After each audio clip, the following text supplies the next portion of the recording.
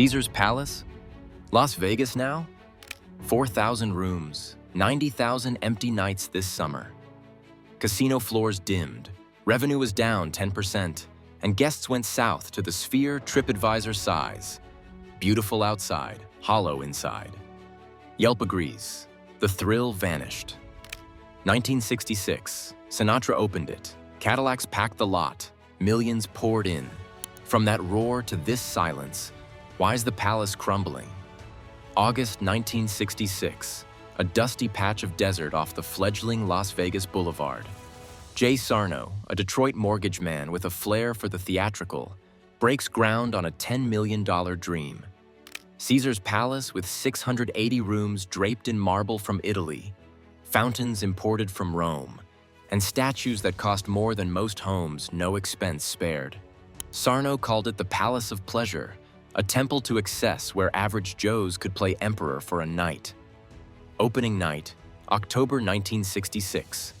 Frank Sinatra croons in the Circus Maximus showroom, and stars like Cary Grant and Jimmy Durante toast with Dom Perignon. Within months, the lots overflow with Cadillacs, the tables hum with action, and the casino rakes in $2 million a month. By 1969, Sarno sells for $60 million to Stewart and Clifford Perlman, brothers from New York who turn it into a machine. They add the Coliseum in 1966, a 4,300-seat arena that books Elvis for 4 years straight, 157 sold-out shows grossing $5.3 million. The King dies on stage there in 1977, but the palace lives on. The Forum Shops opened in 1992, a $70 million mall with animatronic sea creatures that mesmerize shoppers. By the 90s, Caesars is the Strip's heartbeat. 3,960 rooms, 150,000 square feet of gaming, and a pool deck that rivals Versailles. Peak 2007, $1.3 billion in revenue, 98% occupancy, the world at its feet. It was the blueprint for Vegas. Build big, bet bolder, and watch the money flow. Then the world tilts. In January 2008, private equity titans Apollo Global and TPG Capital drop $30 billion in a leveraged buyout, saddling Caesars with $24 billion in debt overnight. The timing? Catastrophic.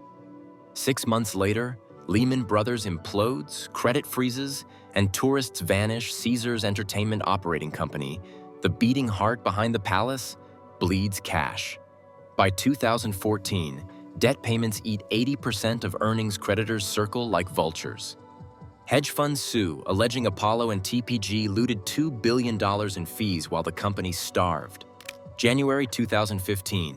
Chapter 11 slams down in Chicago, the largest casino bankruptcy in history at $18 billion. 18 properties, including most of Caesar's Palace, shuffle into protection. The Coliseum stays open. Celine Dion sings through the storm. But behind the scenes, it's carnage.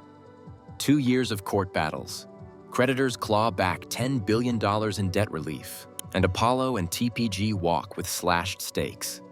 In October 2017, Caesars emerges leaner but scarred. $9 billion in debt remains, and brands are tarnished.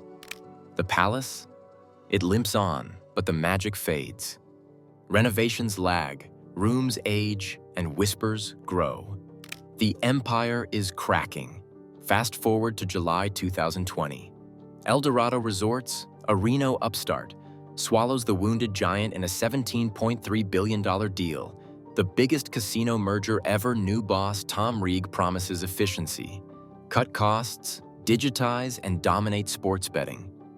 Caesars Rewards loyalty program balloons to 60 million members, and apps hum with bets. Digital revenue triples to $1.3 billion by 2024, a lifeline. But the palace pays the price. Reggie's scalpel slices deep. Laurel Lounge, the high roller haven with free dom and caviar, shutters in 2021. Staff was slashed from 65,000 worldwide pre-pandemic to 54,000. In Vegas, 5,000 jobs evaporate. Forum Shops tenants flee as foot traffic dips. By 2023, the Strip's glow dims. Post-COVID inflation jacks resort fees to $45 a night, parking to $23, and buffets to $90 a head. Bacchanal at Caesars, once a $60 steal, is now the priciest in town. Guests revolt. A Daily Mail expose in July 2025 catches a $14 Starbucks latte and $12 ATM fees. TripAdvisor piles on, feels nickel and dimed to death. Yelp. Luxury turned landfill. The palace, once generous, now guards every penny. Enter 2025 and the cracks spiderweb. The Nevada Gaming Control Board logs a 9% visitor drop in September, with gaming wins down 2%. Caesars. Vegas revenue craters 10% in Q3 to $952 million. Net income halves to $521 million year to date. Occupancy slumps to 92% from 97%, and average daily rates dip 6%. 90,000 empty rooms across Caesars properties, a ghost fleet on the Strip. Review Journal headlines, October 28th. Caesars sees soft summer, eyes record 2026. But analysts scoff Jefferies downgrades shares to hold on November 4th, citing missed guidance and renovation needs. Bloomberg, November 7th. Caesars fails to pay off 5 years post-merger. Stock tanks 40% year-to-date, the worst among Vegas giants. Layoffs ripple. Dozens of dealers cut in May, entertainment execs axed in January, and creative teams gutted in October. The Coliseum, Elvis's old haunt, books thinner. Adele's residency sells out. But mid-tier acts echo in half-empty seats. Forum Shops Arcade, Electric Playhouse. Files Chapter 11 after 16 months, blaming the tourism drought. Guests notice. Reddit threads buzz. Caesars Palace 2025. Dingy rooms, $8 water bottles, staff that shrugs. One Yelp review. Walked the casino at noon, counted 20 people. Feels abandoned. The palace's marble gleams less. Fountains splash for shadows. Pull the books. Q3 adjusted EBITDA falls 11% to $884 million, with Vegas hit hardest at 19%. Debt lingers at $8 billion, with interest chewing $600 million yearly. LVCVI reports 41.6 million visitors in 2024, but 2025 projections are 39 million, an 8% slide. International arrivals crater 12% on tariffs and visas. California feeder traffic, 20% of guests, stalls as gas tops $5. Sports betting? Mobile eats 70% of Nevada's $15 billion handle. But Caesars app glitches draw fire. Ransomware hits in September 2023. Hackers snag 500,000 loyalty records, and Caesars pays $15 million quietly. Fines follow. $7.8 million in November 2025 for anti-money laundering lapses tied to illegal bookie Matthew Bowyer. Third Vegas giant penalized after MGM's $8.5 million and Resorts World's $10.5 million. The Strip cannibalizes itself. Fontainebleau bleeds 45% occupancy, and Mirage closes for a Hard Rock redo. Local casinos boom, but the Palace? RevPAR is down 9% to $149. ADR is $190, Reg admits on the October call. Soft summer, but group bookings pace for records in 2025. Skeptics note, groups pay less per head, no slots or shows. November 10th, 2025. 1 a.m. the Forum Shops animatronics sleep. Sea gods frozen mid-song. Marble floors stretch empty, reflecting half-lit chandeliers. Valet islands glow unmanned. Fountains murmur to no one. From the Augustus Tower, 40th floor, the Strip twinkles south toward the Sphere's alien pulse. No pirate battles at Treasure Island. No volcano at Mirage's grave. Just quiet corridors where echoes tag footsteps like lost bets. The casino floor whispers. A lone baccarat whale. Slots dinging unattended. One machine freezes on a 2.3 million megabucks from 2017, a Drew-era glitch never fixed. Digital promise stalled, payout eternal.